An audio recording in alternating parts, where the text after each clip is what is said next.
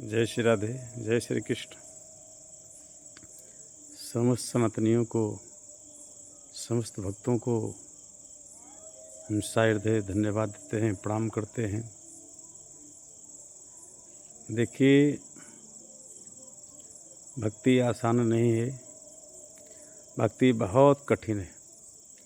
जो लोग कहते हैं कि मैं भक्त हूँ, तो ना उनके अंदर भक्ति के कोई लक्षण है, ना वो भक्त हैं, वो अभक्त हैं। और वो केवल जो है बड़े बड़े डेंग मारते हैं, दिखावापन उनके अंदर ज़्यादा है, ना कोई दानी है। दान का अर्थ कोई समझता नहीं। देंगे अगर 10 रुपये तो माइक में अनाउंस कराएंगे कि मैंने 10 रुपये दान दिया।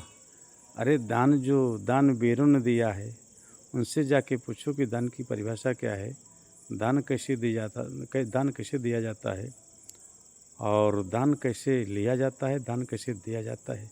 न लेने वाला किसी से कहता है, न देने वाला दान किसी से कहता है।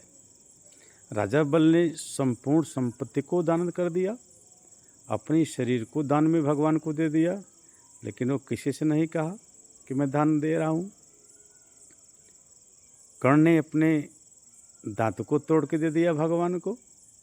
तो अगर भगवान स्वयं आकर के ये कहें कि भैया दान आप देना चाहते हैं किसी भक्त से, और भक्त कह दिया कि हाँ ठीक है, आप क्या मांगें भगवान, और भगवान अगर कहने कि अपना दाहिना अंग हाथ काट करके दे दो, तो कहेंगे तुम जैसे भगवान हमने बहुत देखा है, ये हम नहीं दे सकते।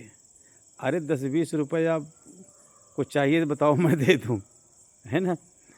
तो 10-20-50 रुपये चढ़ा करके बहुत बड़े दानी अपने आप को बताते हैं। और मंदिर के जब बाहर निकलेंगे तो लंबा सा तिलक मत्थे पर और फीता बांध लेंगे कि मैं मंदिर गया था, मैं दान दिया हूँ।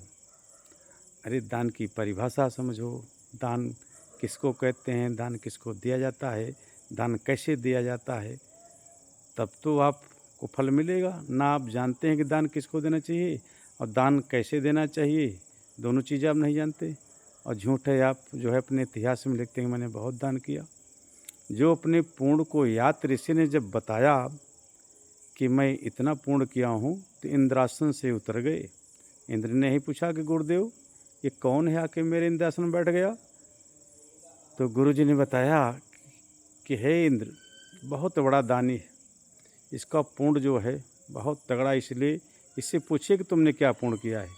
जब राजा यात से इंद्र पूछने लगे कि महाराज आप कितना दान किए हैं, अपने दान की गिनती करने लगे यात्री से। जैसे ही दान की गिनती समाप्त हुई, खट से इंद्रासन से नीचे चले आए।